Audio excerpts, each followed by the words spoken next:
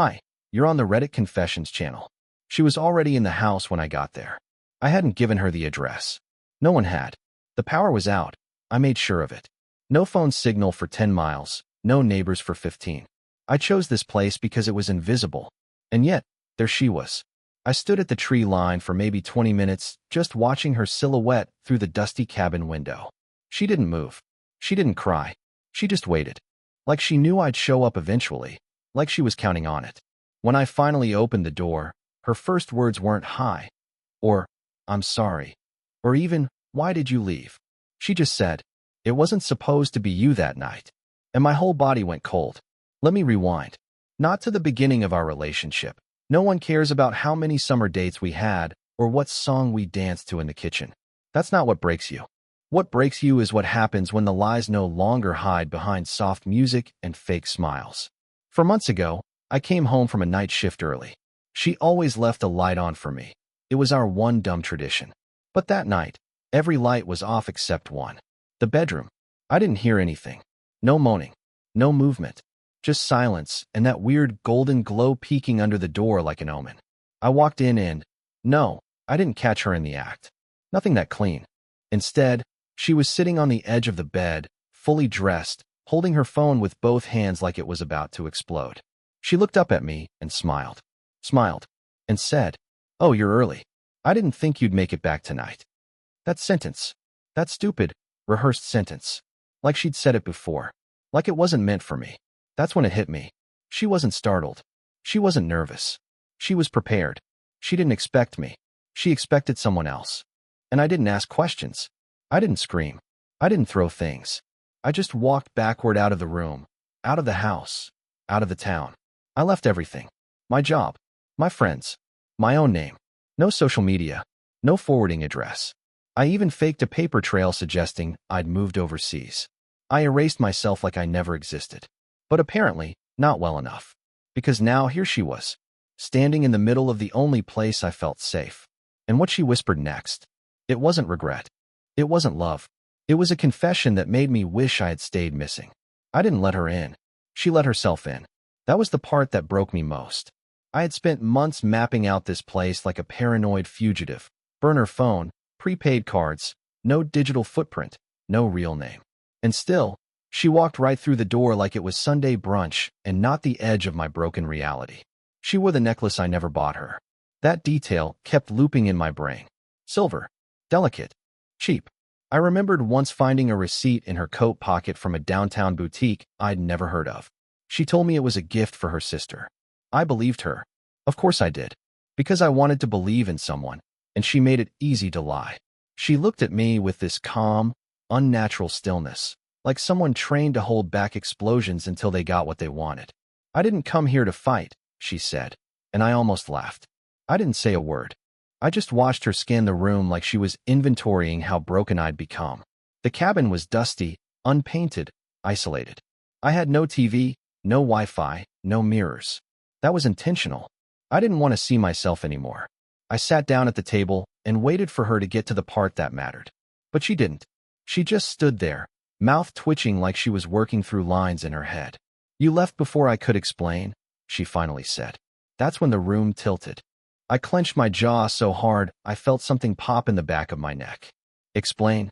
I muttered. "Explain what?" She blinked like I'd just proved her point. "Truman, I wasn't supposed to hurt you." My stomach turned. She still didn't get it. She thought the pain came from what she did. But it wasn't that. It was the way she smiled after. It was the ease with which she moved on, while I sat shaking in motel bathrooms. It was the silence between us that made more noise than any screaming ever could. I looked up at her and said, "Why are you here?" She didn't answer right away. She stepped forward, and that's when I saw it. Her hands were trembling. And in one of them, she held a photo I never thought I'd see again. Not after what I did to make it disappear. I stared at the photo in her hand like it was some ghost that clawed its way back into reality. My throat dried up. It wasn't just a picture. It was that picture. The one I had burned the night I disappeared, standing in the alley behind the motel with a cheap lighter and trembling fingers. It was wrinkled now, water-stained, but unmistakable. The photo of her and him. The two of them standing way too close at the brewery, her hand on his chest, his arm hooked possessively around her waist. She told me it was a coworker. Just a friend. I had believed her because back then I believed in things like marriage and truth and decency. I had thrown it into the fire, watched it curl and blacken, like destroying it could erase what I saw. But now it was here, back, and in her hand. I didn't ask how. I couldn't. I just leaned back in the chair, feeling like the cabin walls were closing in, pressing against every raw nerve left in me. She placed the photo on the table between us, slowly, like it might explode. "You were never supposed to see that," she said softly. "No," I replied. "I was supposed to be the fool who never did." Her lip trembled for the first time, but I didn't care. I refused to let her wear pain like it was some shared blanket. I had spent months waking up in a cold sweat, whispering arguments to myself that I never got to have. I counted ceiling tiles in strangers' homes just to keep from crying. And now she wanted to pick up where we left off like it was a bad episode that needed rewinding. "You didn't answer me," I said, nodding toward the photo. "Why are you here?" She sat down finally, across from me, her shoulders tense like she was bracing for impact. "Because he's missing," she whispered. "Graham disappeared 3 days ago. No note. No trace. Nothing. And the last message he sent, it mentioned you." My skin went cold. Me? I hadn't seen or heard from Graham since the night I left. I didn't even say his name out loud, not once. He was the one she chose. The one she cried for while I screamed silently into motel pillows. "What did the message say?" I asked, my voice low. She hesitated, pulled out her phone, tapped a few times, then turned the screen toward me. A simple message. Just 6 words. And each one felt like a punch to the chest. "He knows everything. Tell him nothing." My heart sank. Something was very wrong. And for the first time since I vanished, I felt afraid not just of her lies, but of what might come next. I wanted to believe it was a setup. Some twisted attempt to drag me back into her mess, to rattle the last pieces of me that hadn't already cracked. But the fear in her voice wasn't fake, and neither was the look in her eyes. Wide, frantic, almost hollow. Still, I didn't let my guard down. I couldn't. I'd spent months rebuilding my sanity with threadbare silence, and now she was tearing through it like it meant nothing. "He sent that 2 nights ago," she said, placing the phone face down like the screen itself carried poison. "Then he vanished." I folded my arms. Maybe he ran off with someone else. Isn't that what he's good at? That landed harder than I expected. She flinched. For a moment, I saw the mask slip, just a flicker of something raw before she pulled herself together again. "This isn't about that," she said. "I know what we did to you, and I know I have no right to ask for anything. But you don't understand. He was scared, Truman. Genuinely scared. And now I am too." I hated how hearing my name in her mouth still hit like a bruise. I stared at the photo again, then at her. "Tell me everything," I said. "Start from the beginning." She looked around the room like someone might be listening. "We didn't just fall into it," she began, voice shaking. "It started as a joke, a drunken kiss after that stupid office party. But Graham, he got obsessive. Possessive. He started tracking my location, reading my emails. At first I thought it was romantic. Then it got dark." I scoffed. "You're telling me this now?" "Because I didn't realize how deep it went," she snapped. "He started blackmailing me. Photos. Messages. He threatened to ruin both of us if I ever told you. He said if you found out on your own, he'd deny everything and leave me with the fallout. So you let me suffer. Alone." She looked down. "No defense. No excuse. The night you walked in, he was supposed to be there," she whispered. "Not me. I didn't expect you. That's why I froze. I'd been trying to end it. I thought he understood." The cabin felt colder than before. The shadows on the wall seemed to shift. "So why come here?" I asked again. "Why now?" She took a deep breath. "Because Graham didn't just vanish, Truman. Someone broke into my apartment 2 nights ago. Didn't steal anything. Just left something behind." "What?" I asked, my voice barely a breath. She reached into her coat and pulled out a folded napkin. On it was a drawing, crude, fast, but clear enough. It was a sketch of my face. And underneath, in shaky black ink, for chilling words, "You were always first." That napkin, that stupid, trembling square of cheap paper. I couldn't take my eyes off it. My own face, scribbled like a threat made in haste. But what rattled me wasn't the drawing. It was the writing. The way the letters dipped and trembled, like someone had written it under duress or with a hand that wasn't used to holding a pen. You were always first. My ears started ringing. That kind of high-pitched static you get when your brain wants to shut everything out. I stood up without realizing it. My chair scraped across the cabin floor like a scream. She didn't flinch. She just stared at me, eyes wide, breath shallow, waiting for me to erupt. But I didn't, because I couldn't. All the anger I had rehearsed, the speeches, the vindictive one-liners I'd mumbled into motel mirrors, they dissolved the moment real fear entered the room. Hers. Mine. Ours. Why would anyone draw that? I asked, voice hoarse. Why now? She hesitated. I think he was involved in something. Something? I snapped. That's all you've got? You think? She clenched her fists. He had a second phone. Hidden. I found it a week ago. Messages, names I didn't recognize, a string of addresses. This one included. He knew where you were, Truman. He knew. I think he was planning something. My stomach dropped. And you didn't go to the police? With what? She shot back. A sketch on a napkin? A second phone with encrypted messages I can't even unlock? I'd look insane. You are insane, I muttered, pacing. You showed up here, in the middle of nowhere, with a napkin and a ghost story. You think I'm supposed to believe any of this? You have to, she said, rising to meet my gaze. Because if you don't, whoever left this won't stop at paper drawings. I turned away from her, pressing my palms to the cold wood of the cabin wall. I could hear the wind howling outside, rattling the windows, like the whole forest was whispering warnings I didn't want to hear. If Graham was watching me, I said slowly, why didn't he act before? She stepped closer. Maybe he was waiting for something. Or maybe he already did something. And now someone else is trying to clean it up. The room spun. I felt like I was being pulled into something I didn't understand. I had left everything behind for peace, for quiet, for the chance to erase her and him and the life they wrecked. But now the past had clawed its way to my doorstep with ink-stained fingers. I turned to her. You need to go, I said. Now. But before she could argue, the lights flickered. Once, twice. Then went black. We froze. No wind. No sound. Just silence. And then, from outside, a knock. 3 slow, deliberate knocks against the cabin door. The knock didn't come again. That somehow made it worse.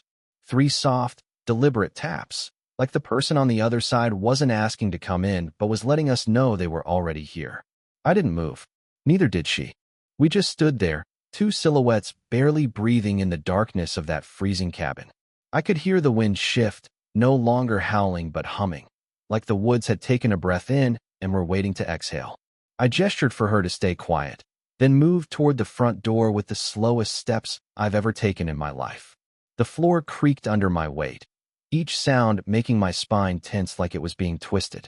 I peeked through the sliver between the curtain and the window frame, barely pulling it back. Nothing. Just pine trees, shadows, and snow. But something felt wrong. The air looked different. Too still. I turned the knob fast and pulled the door open. Empty. No footprints. No car. Just the empty porch, the cold air curling around my legs, and a silence thick enough to choke on. I stepped outside, scanned the tree line. Nothing. Not even birds. I was about to close the door when I saw it. A small white envelope tucked beneath the firewood stack. No name.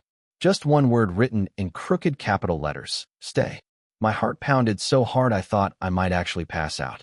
I grabbed the envelope, went back inside, and locked the door behind me with a shaky hand. She stared at me, eyes darting between my face and the envelope. What is that? She asked. A warning, I whispered. I opened it. Inside was a single Polaroid.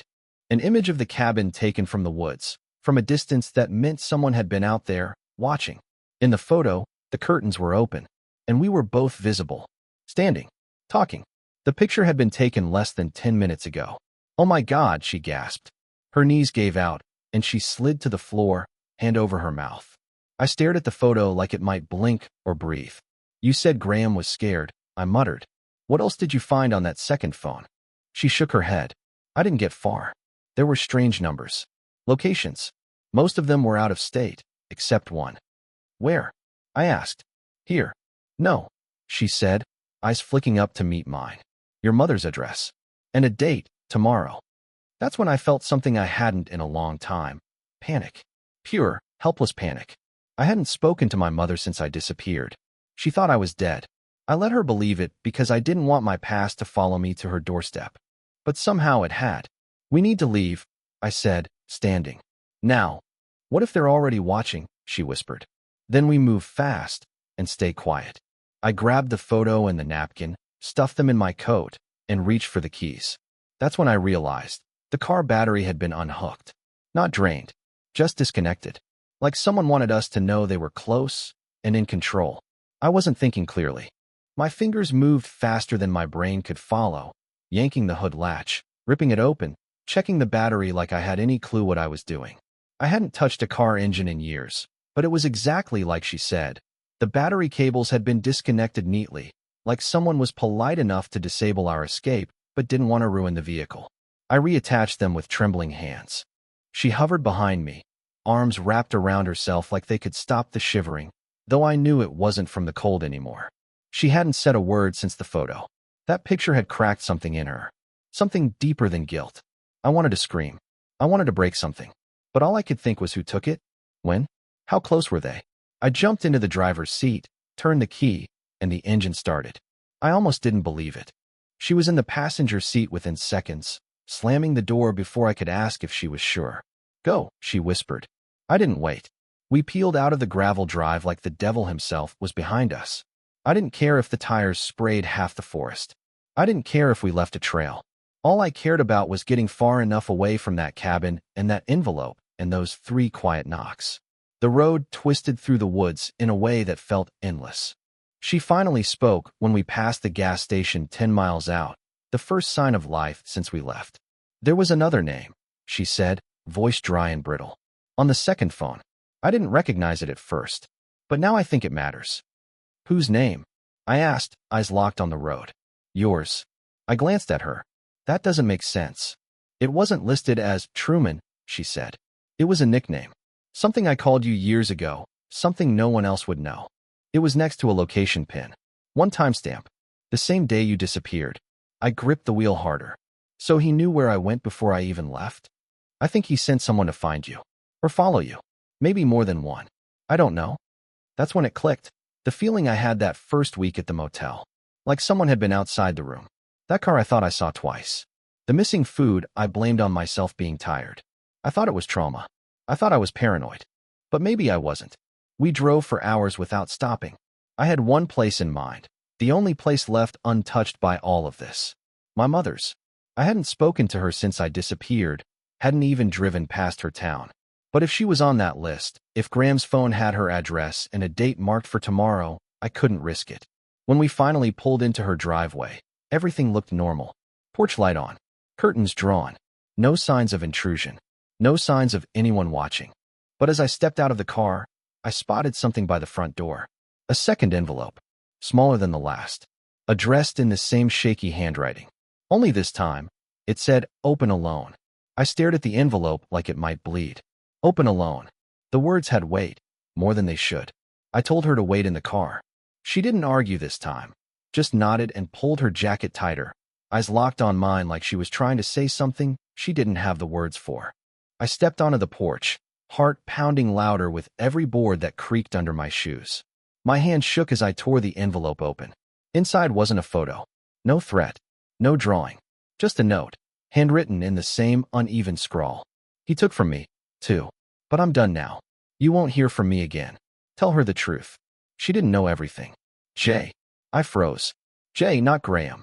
Not someone we expected. Someone else. Someone who'd been in the background the whole time, pulling strings, watching us unravel from the shadows. But they were finished now, and that changed everything. When I walked back to the car, she rolled the window down before I could speak. "Well?" she asked. I handed her the note. She read it slowly, lips moving just slightly. I expected panic, questions, maybe another wave of lies. But instead she cried. Not dramatically, not for attention, just quiet, breathless sobs. And when she looked at me, her face wasn't the same face I remembered. "I didn't know," she whispered. "I swear to God, Truman, I didn't know everything." For the first time in years, I believed her. We stayed at my mother's for the night. Nothing happened. No knocks, no envelopes, no shadows in the trees. Just warmth. Familiar smells. Old memories that hurt a little less in the morning light. I didn't take her back. This isn't one of those stories. But I did forgive her. Not because she earned it, but because I deserved peace more than I deserved revenge. I finally stopped running. And when I left again, it wasn't to disappear. It was to live. Thank you for listening to my story on Reddit Confessions. If you've ever experienced a strange or haunting turning point in your life, something that changed you forever, tell us in the comments. Maybe it's something you've never shared before. We'd love to hear it. Don't forget to like, subscribe, and follow Reddit Confessions for more stories like this, filled with betrayal, survival, and unexpected redemption.